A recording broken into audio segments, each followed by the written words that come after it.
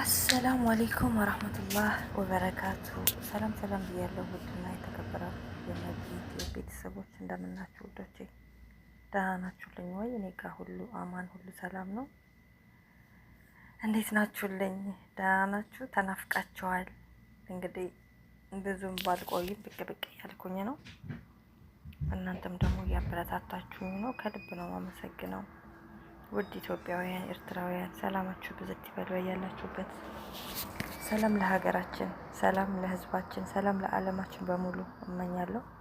ሰላም ከምንም በላይ ይቀድማልና ሰላምን ሁሉ ያምጣለን እያልኩ እንደተለመደው በአዲስ ስራ በአዲስ ቪዲዮ መጥቻለሁ ማለት ነው። እናንተም በላይክ ጀምሩት፣ ቪዲዮውን እስከ መጨረሻው እዩልኝ እላችኋለሁ ውዶቼ። ላይክ አድርጉልኝ፣ ላይኩ ይጠቅመኛል።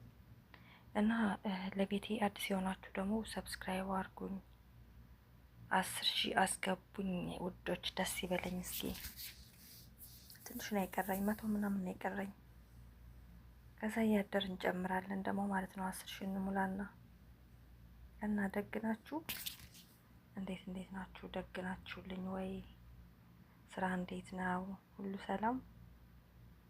በእኔ ጋር ሁሉ ሰላም ነው አልሐምዱሊላህ። ዛሬ እንግዲህ እንደተለመደው የመጣሁት በአዲስ ቪዲዮ ነው፣ ግን አይደለም። ባለፈውም ጀምሬላችሁ ነበረ በአሚር እና በነሱመያ ጉዳይ ነው ዛሬ የመጣሁት ማለት ነው። አጋጣሚ ግብት ስል ቡጥቡጥ አየሁኝ። ምንድን ነው ብዬ ሳይቆይቼ ወደ እናንተ ይዤላችሁ መጣሁ፣ ላካፍላችሁ ብዬ ማለት ነው ውዶቼ። እስከ መጨረሻው እዩት፣ አበረታቱኝ። አንዳንዴ ደግነት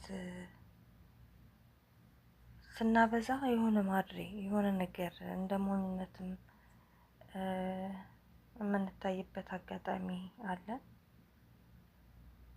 ያው አንዳንድ ቀን ልብ ያላቸው ሰዎች ለሰው ብለው አይደለም የሚያደርጉት፣ ለፈጣሪ ብለው ነው። ነገ እኔም የሆነ ነገር ቢደርስብኝ ዛሬ የሰራሁት ኸይረ ነገር ለእኔም መውጫ ቀዳዳ ይሆነኛል። እነዛ 2 ኸይር ስራ የሰሩ 3 ሰዎች ዋሻ ውስጥ ገብተው በሩ የተዘጋባቸው ማንም አይደርስላቸውም ነበረና ሁሉም በሰሩት አላህን ፍራቻ በተውት ኸይር ስራ ለአላህ ብለው በሰሩት ኸይር ስራ ነው ያ በር የተከፈተላቸውና እንደዛ አይነት ችግር ቢደርስብን ዛሬ ላይ የምንሰራው ኸይር ስራ ለነገያችን ይሆናል ብሎ የሚያደርጉም ብዙ የደግ ልብ ባለቤት የሆኑ ሰዎች አሉ። አንዳንዱ ደግሞ ለደግ ለመባል በቃ በሰው እይታ ከፍ ለማለት በሰው ምላስ ላይ መዋልን የሚፈልጉ መወደስን የሚፈልጉ ሰዎች ደግሞ አሉ። እና ዛሬ ለአላህ ብላ ነው እንግዲህ ሱመያ ስልኳ ተሰብሯል፣ መቷታል ሁላ ምናምን ሐኪም ቤት ሁሉ እስከመሄድ ድረስ ደርሳለች ምናምን። ከዛ ወንዶችና ሙቤ እንኳን ጎሚት ሲያደርጋቸው ነበረ ቦታው ላይ በመሄዳቸው ማለት ነው። እና እሷ ግን እነሱን ወደ ኋላ እያደረገች እሱ እንደማረጋጋት እሱ የሆነውን ሆና እሱ ቁጭ ያለበት ቁጭ ያለች ምናምን ወደ ከተማ እንዲመጣ የቆሸሸውን ሰውነቱን ፊቱን አጥባ ፀጉሩን ቆርጣ ሻዋር እንዲወስድ አድርጋ እንዲበላ እንዲተኛ ሼክ አምጥታ ቁርአን አስቀርታ እንግዲህ ሁሉን ነገር አይተናል። እና በዛ ላይ ህፃናቶች ልጆች አሏት። እነዚህ ህፃናቶች ልጆች እንደዚህ አይነት የሚረብሽ ነገር ሲያዩ ሊረበሹ ይችላሉ። ልጆቼ ሊፈሩ ይችላሉ። ሳትል እንደ ወንድሟ አይታ ተንከባክበዋለች። እውነት ለመናገር በካሜራ እንደምናየው ማለት ነው። እና ንግስት ሱመያ ጀግኒት ማለት ነው። እኔ በጣም ነው የማደንቃት። በነገራችን ላይ ሱመያ አድናቂ ነኝ።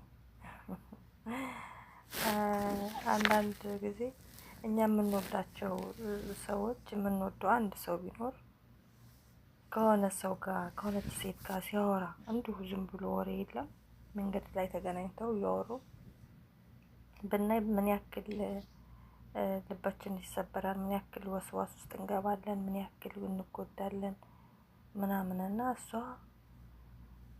ከትንሽ እስከ ትልቅ ደረጃ እስከሚደርሱ ድረስ ለ10 አመታት እንግዲህ አብረው ጥረው ግረው ህይወታቸው እስከ መቀየር የደረሰ የትዳር አጋሯ የልጆቿ አባት በሚዲያ ላይ ከተለያዩ ሴቶች ጋር ያየችው ቁማ ጠንክራ የምትራመድ ሴት ወላሂ እኔ በጣም ነው ማደንቃት። እኔ ሱመያን አስባችሁታል?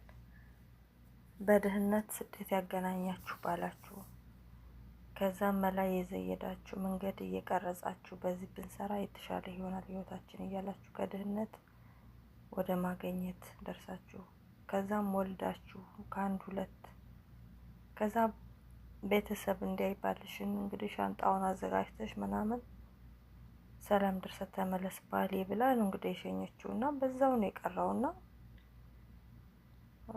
እሷም ጋር ላልሆነ ሀዩ የምትባል ልጅ እሷም ጋር ቢሆንም እኮ ጥሩ ነበረ። ከእሷም ጋር አይደለም ግን እንደዛ አይነት በህይወታችሁ ፈተና አይግባባችሁ ነውና አሁን ላይ እንግዲህ ለኛም ራሱ ለማየት የሚቀፍ ነገር እንደ የኔ ተራ ዛሬ ነው የኔ ተራ ዛሬ ነው እያሉ የሚደባደቡ ሴቶች አልዋን አሽካል የሆኑ ሴቶች እያየች እኛ የምንናደድበት እሷ የኛን ያክል ራሱ የሚያንድራት አይመስለኝም። እና ይሄን ሁሉ ችለው ባሏን አካሏን ብዙ ነገር አብረው ያሳለፈችውን የልጅነት ባሏን እንዲህ እየሆነ እንኳን እያየችው እንደ ሰው ቁማ ትሄዳለች። ልጆቿን ቴኬር እያደረገች ራሷን ጠብቃ ስራዋን እየሰራች ምናምንና በጣም ጀግና ሴት ናት። ሁልሽም ሴት የተባልሽ እንደ ሱመያ መሆን አለብሽ። ወላይ ነው የምላችሁ። እና ዛሬ ፖይንቴ ያው የሰኢዶና የሱመያ አይደለም ግን ሱመያ ጀግና ሴት ናት ለማለት ነው። እና አሚርንም እንግዲህ እዛ ቦታ ላይ ሄዳ ለመርዳት ሞክራለች። እና ዛሬ የሆነች የአሚር እህት ነኝ የምትል መታ እንዴ በጣም አንጠረጠራት። ቤቱ ግቢውን ነበር የምናቃጥለው ምናምን በጣም ብዙ ነገር ተናገረቻት። ወይ ጉድ አልኩኝ ወላሂ ለአዚም ትክክለኛ እህቱ አይደለችም ብዬ ነበረ። ዝም ብላ ከጎረቤት የመጣች ናት ወይስ የምታውቀው ወይስ ጤና የላትም ምናምን እያልኩ ነበረ። ግን ቤቲ ሪሊ እህቱ ነች ትላለች። ያ ማለት እንግዲህ ለሱመያ ምንም እንድትመሰገን ባታረገውም ግን መመስገን የሚገባት እናመሰግናለን። አንቺ ባታዩ አንቺ ባታገኙ አንቺ ቀርጸሽ ወደ ሚዲያ ባታመጪው እኮ ይሄ ወንድማችን እስካሁን እዛው ነበር የሚሆነው። አውሬ ሊበላውም እኮ ይችላል እኮ ቆሼ ላይ ተቀምጦ የማይምርስ ሸይጣኑ ጂኒ ቢያገኘው ብዙ ነገር ሊያጋጥመው ይችል ነበር። እና እናመሰግናለን እህታችን። አሁን እሺ ያለበትን አሳየን እስኪ። ሌው አይኑ ሌው ወንድሜ ነው ናፍቆኛል። የሆነ በቃ እስሉብ የሚባል ነገር እኮ አለ። እንደዛ ማለት ሲገባ በጣም ተጋተተቻት። በጣም ብዙ ነገር ነው የተናገረቻት እና ገረመኝ። ምን አይነት ጉድ ነው እንደው በዛ ጋር የምናየው በዚህ ጋር የምናየው። በጣም ሰው ከፍቷል ነው የሚባለው ወይስ የሚያደርጉትን አያውቁም ነው? እኔ በጣም ነው የገረመኝ እውነት ለመናገር። እና እናንተ ብትሆኑ ምን ታደርጉ ነበረ? እኔ በጣም ነው የተናደድኩት እውነት ለመናገር በጣም የተናደድኩባት እች እህት ተብዬዋ ማለት ነው። እና ማዘሩ መስማት አለባቸው ወይ በሚለው አዎ ማዘሩ መስማት አለባቸው። ምክንያቱም ሱመያን ብቻ አይደለም የምትጠየቀው፣ ሙሉ ጓደኞቹ መወቀሳቸው አይቀርም። ላይሰማህ አላህ ከክፉ ነገር ይጠብቀው ያድነው ልጁ። ግን መስማት ነበረብኝ ማለታቸው አይቀርም። እናትየውና ቢሰሙ ቢነገራቸው ጥሩ ነው።